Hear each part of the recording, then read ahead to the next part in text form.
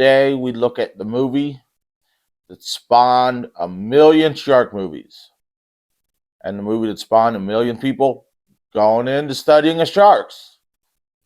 Jaws. I said I would do it, and I'm doing it. This movie is iconic. It's a classic. It's one of the few horror movies Steven Spielberg ever directed. Starts out with a lady going swimming and the drunk guy who tries to follow her. And she gets eaten by a shark. Her name is Chrissy. And the one thing she doesn't know is how to fend off a shark attack, which they don't teach you in hippie school, which is tell the shark, that's not my purse, and then kick it in the balls. Then we go to our hero, Sheriff Brody, played by Roy Schneider. TV later, Rob Schneider, that'd make a good new movie. Roy Schneider playing the sheriff fighting the shark, and Rob Schneider playing the shark. So Roy Schneider goes to check out her mutilated body on the beach, and then gets hold of the medical examiner who says it's a possible shark attack. So he orders the beaches closed down. And then the mayor gets a hold of him. As he's going to get people out of the water, the mayor says, you can't order the beaches closed down. You have to have a city ordinance for that. And the mayor won't give him permission to close the beaches. And the medical examiner changes his mind on what happened to Chrissy. He says it was a boating accident. Boat motor tore her up. And the boat motor had teeth. The boat motor ate her. That's what the medical examiner says. Boat motor grew teeth and ate her. That's why it looks like a shark attack.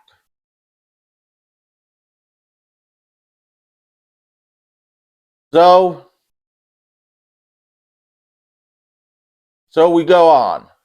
He asks his son not to play in the water, even though his son just got a boat, a little children's boat thingy.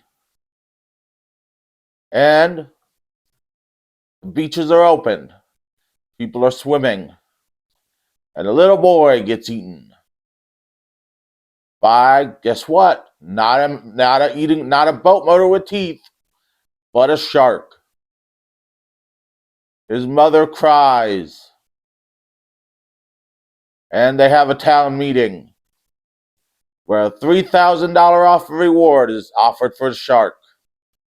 Quinn, our drunken sailor man, kind of like Popeye, only without the spinach and much more alcohol, says he can catch and kill the shark for 10,000 doll hairs, which is all the doll hairs on the island. There's going to be a bunch of bald dolls on the island now. And the shark's balls for shark ball soup. They say they'll take it under advisement.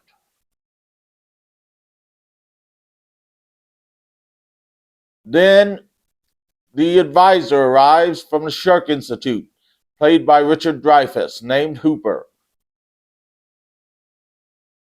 He is a bit nerdy, but he is played by Richard Dreyfuss, who is a bit nerdy.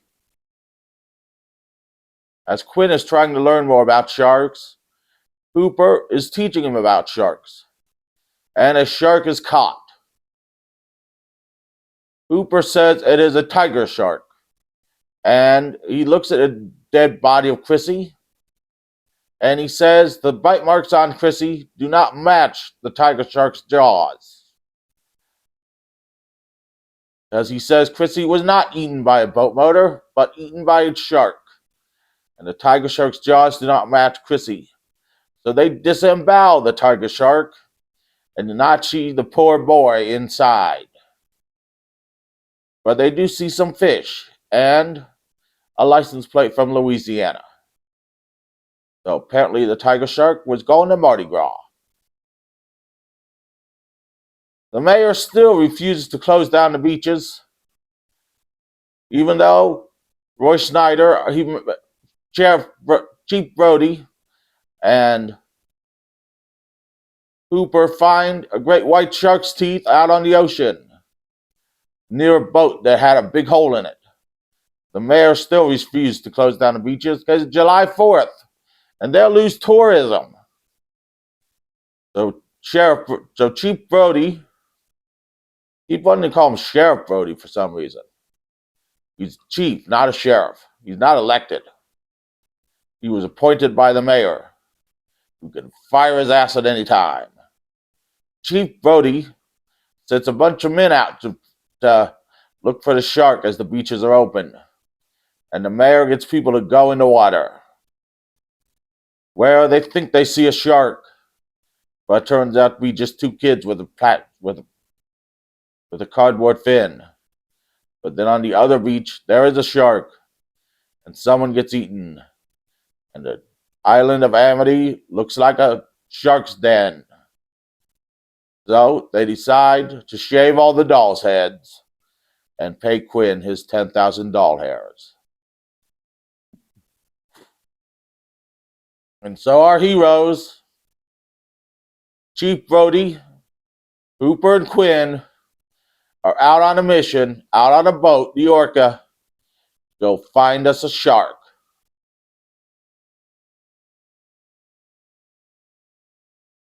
And they do just that. After much sailing, laughing, comparing of scars,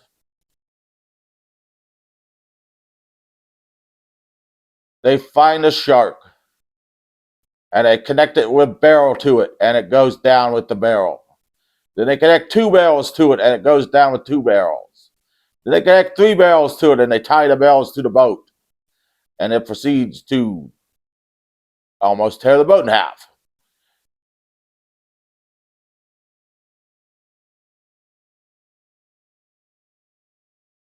Now the shark then rams the boat several times, and the boat proceeds to almost go under.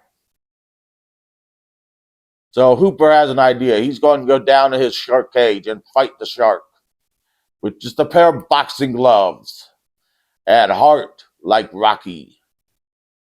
Well, that doesn't work.